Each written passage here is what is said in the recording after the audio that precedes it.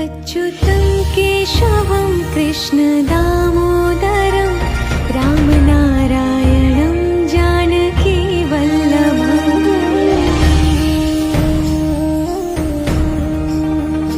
अच्युतं केशवं कृष्णदामोदरं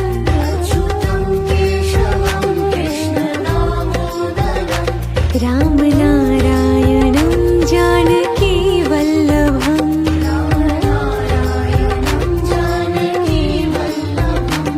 कौन कहते हैं भगवान आते नहीं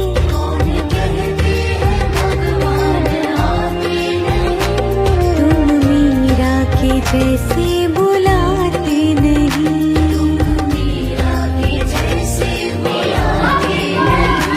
अच्युतं केशवं कृष्णदामोदरं रामनारायणं जानकीवल्लभम्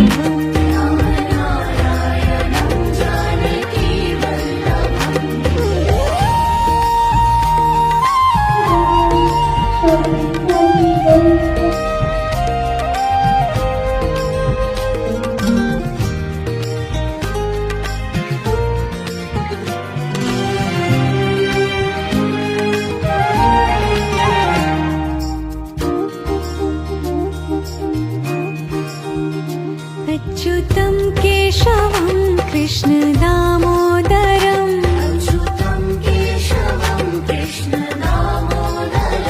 रामनारायणं जानकीवल्लभम्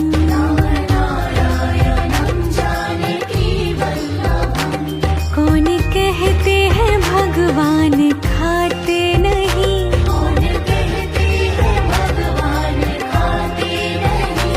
बेर शबरी के जैसे खिलाते नहीं